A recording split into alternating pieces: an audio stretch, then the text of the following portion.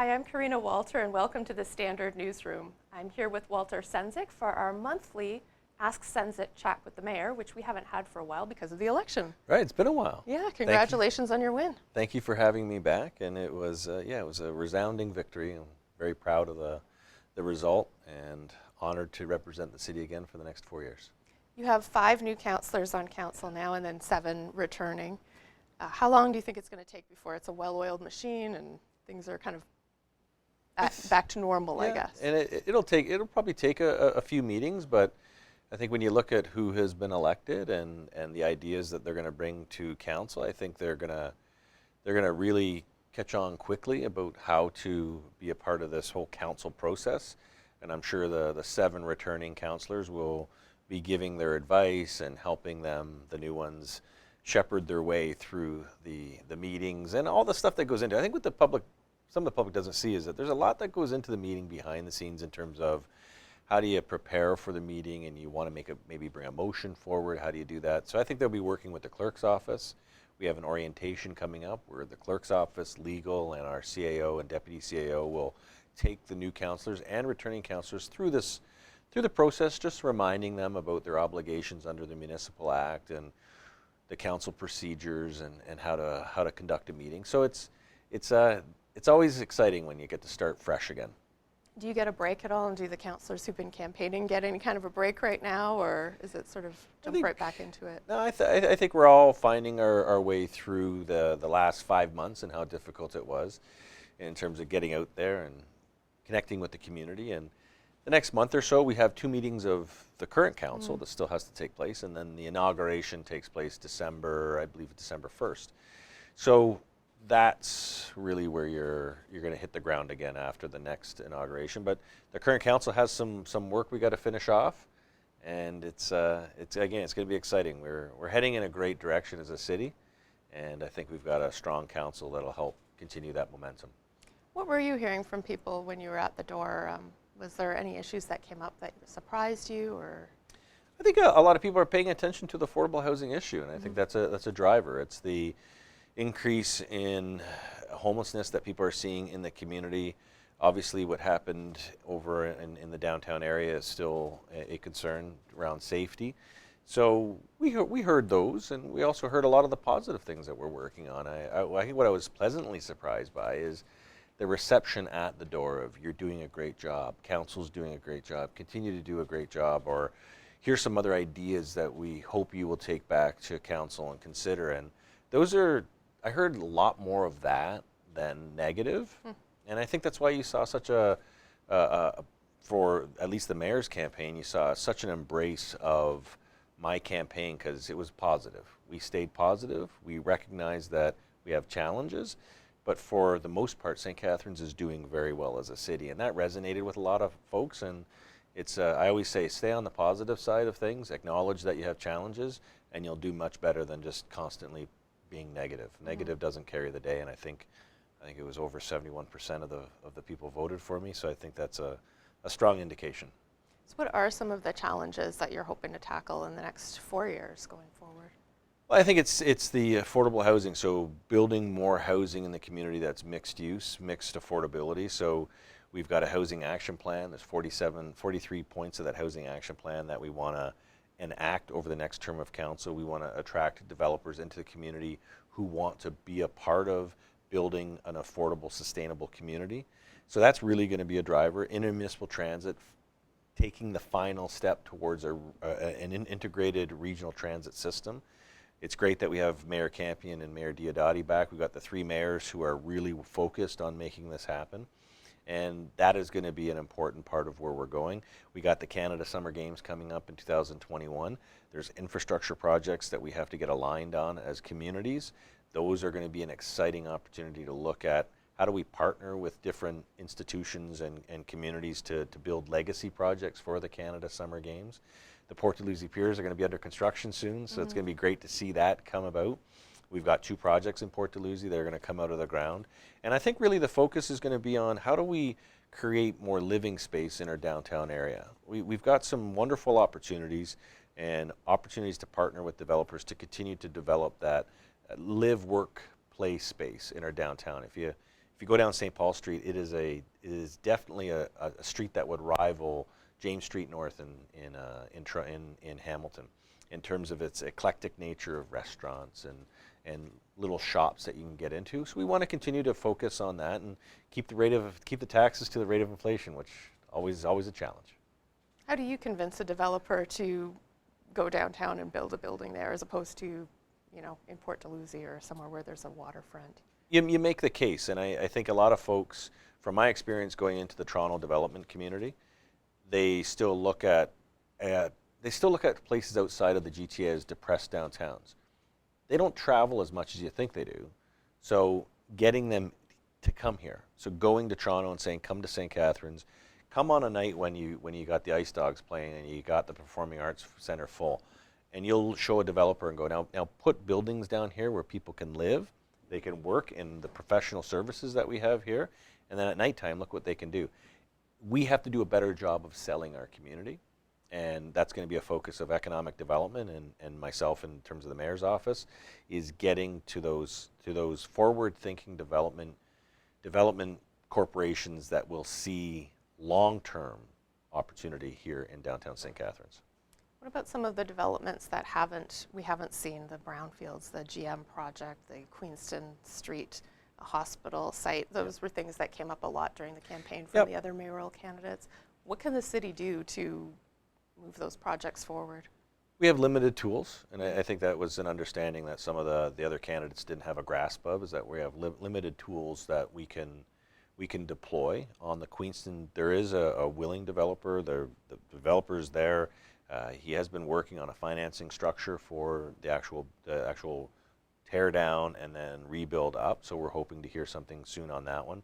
I know our economic development department has been working with planning to make sure that the demolition permit is green lighted. The GM property, it's a challenge, and we're hoping for some good news shortly. And I say that because there has been interest in developers calling the city planning department saying, what can we do? What is it we can build here? What is the zoning on it? So we know that there's interest, and what we're hoping for is we do have a secondary plan approved for the site, meaning we have funds that have been put aside for that site. And I'm looking forward to working with our planning department to get that secondary plan underway, because that's really a community visioning opportunity. Where we got 53 acres of former industrial land. What does the community around that area, and what does the larger community of St. Catharines want to see for it? I know I've got some great ideas for it, but we want to make sure that everyone's at the table saying, what can we build in this very unique space? So I think you're going to see a lot of activity happen quickly, and the activity would be around community engagement, and let's look at a vision for that area. The Port Dalhousie, that's in the legal courts. That's a project where they have some financial issues, and the current receiver is looking for bids. We're hoping a successful bidder will be, but again, even the companies looking to bid on that project have been in touch with the planning department and say, what is it that we can build in this space? So there's been a lot of engagement behind the scenes, and what we're hoping in the next year is that further to that engagement, you'll see a much more active process around it. And then the Seasons development over on Queenston Street, that's actually starting to take shape. So the construction company is there, they're starting to set up. They have been in our planning department, they've submitted their plans. Like that is a go, and you're going to see a lot of heavy equipment being moved into there shortly. Okay, so it sounds like there's a lot of developers who want to come in, but it's just a matter of getting somebody else to own the land for some of those.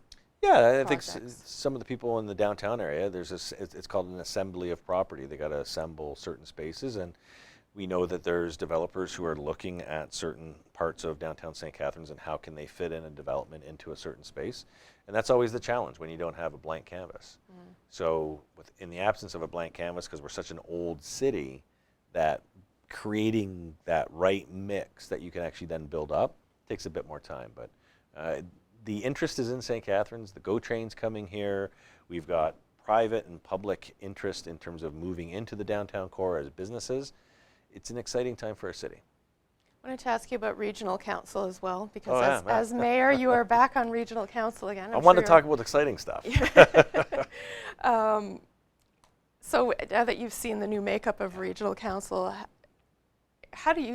what is your view of it, and how do you think it's going to work over the next 4 years.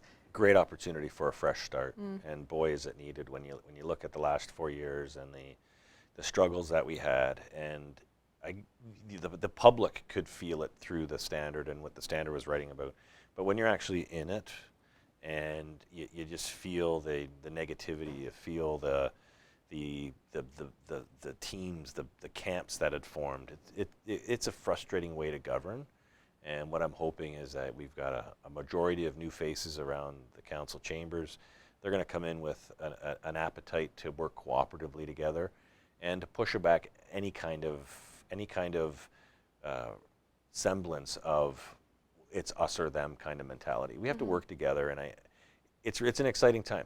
The region has a very poor reputation across the province, and I say that not as a corporation in terms of the people that work for the region, but the actual regional government itself. And that's something that I faced when I went out of the region, meeting with other mayors, and the first thing would ask, "Oh, what's going on at the region?" And that's embarrassing.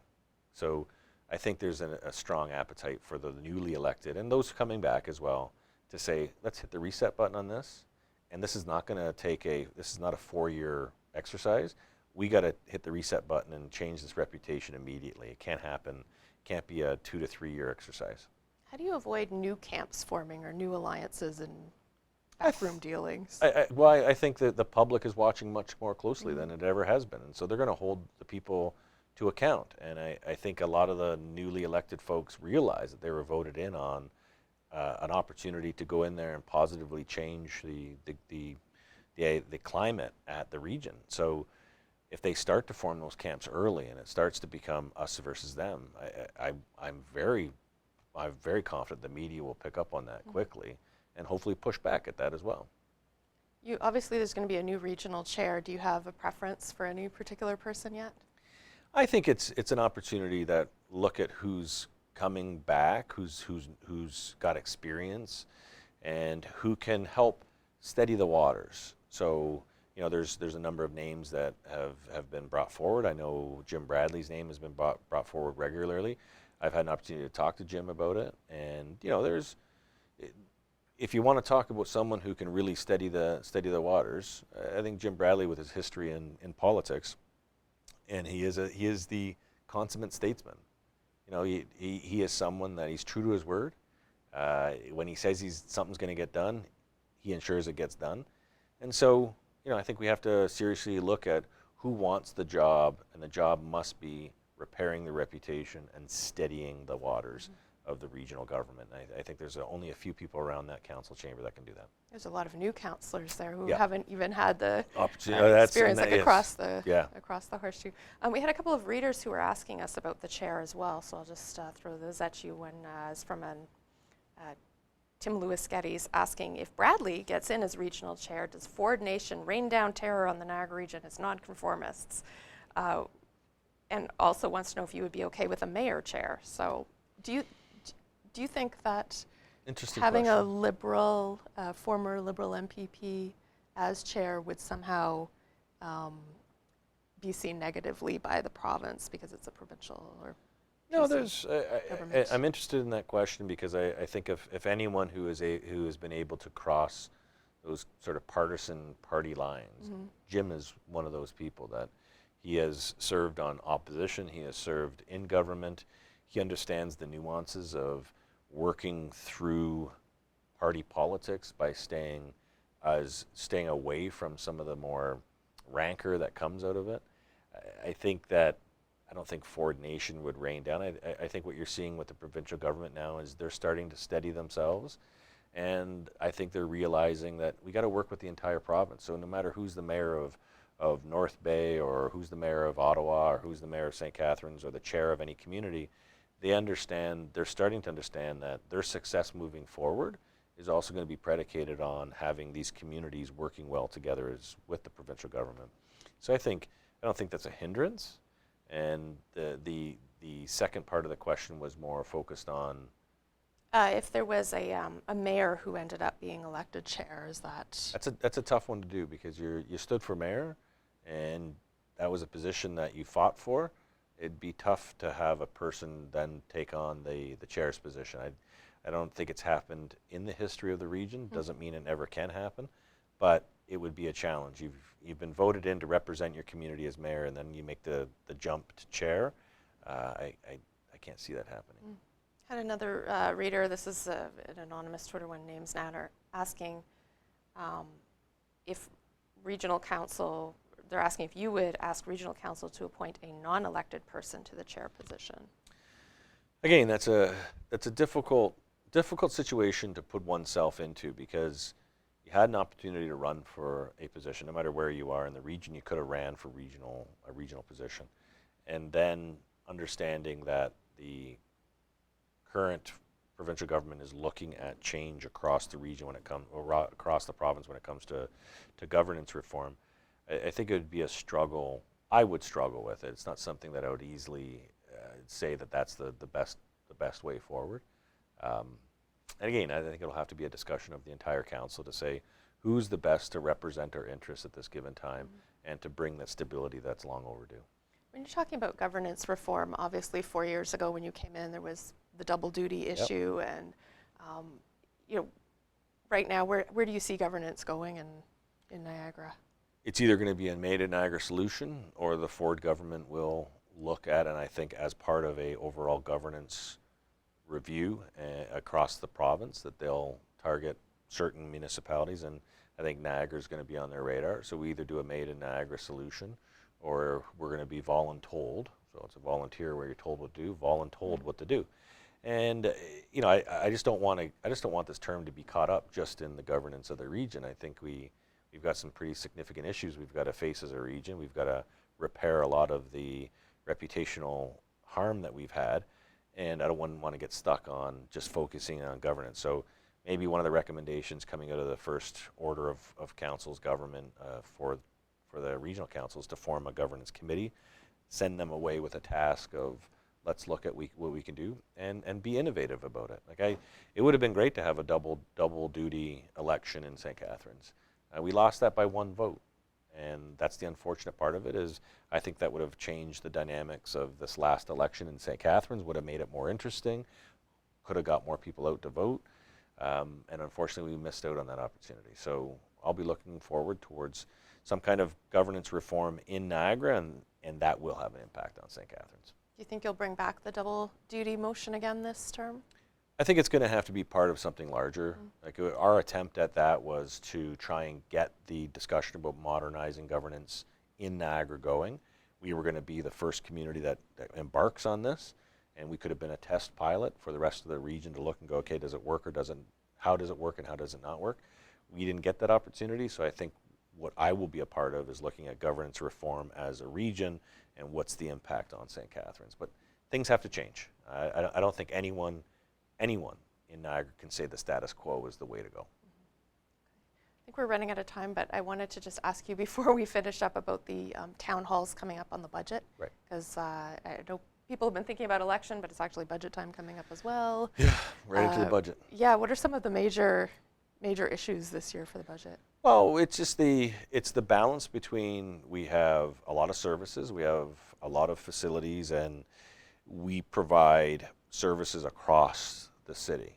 And as a result, there's escalating costs on there, whether it be fuel, whether it be labor, whether it be hydro for buildings. Those costs keep going up, much like living in any kind of dwelling in the city. And at the same time, there's a pressure to keep our rate of tax increase to a rate of inflation. So as these go above the rate of inflation, how do you keep it at the rate of inflation? And what the budget committee and the staff have looked at is, we want to keep it around 2% rate of inflation. Anything above that, how do you rationalize? That needs to be in the budget. And that's where you start talking about service providing. What are we providing as a service? And that's a community discussion. So with the telephone town hall and the other town halls, we ask people, okay, here's where we can get to. We have to rationalize our services. What are some services that you look at and go, yeah, I can do with a cutback on that? When you start asking people those questions, you don't get a lot of consensus. Mm-hmm. And so it's not an easy task, but I think we're up for it, and I think staff's up for it, and we got to live within our means. We heard a lot of that on the campaign trail. Live within your means, and in doing so, we're going to have to have honest discussions about the services that we expect from the city. So if you want to get into the town hall, if you want to make sure that you get a phone call, you can go to the city's website, Yep. stcatharines.ca, and sign up with your phone number. Otherwise, you might just get a random call. And it's November the 6th from 7 to 8 o'clock. Yeah. Thanks for joining us again. Thank you. I'm looking forward to the next 4 years. So we'll be doing a lot of Ask Walter. Yeah, Ask Sendzik. Ask Sendzik. Yes. Oh, Yes, if you want to Ask send Sendzik. I was trying to change the name, but it's Walter and Ask Walter. the Walter and Walter Show. If you want to send in questions for our next chat, you can just post them on Twitter with the Ask Sendzik hashtag, or you can email me, karena.walter@niagaradailies.com. Thanks for joining us.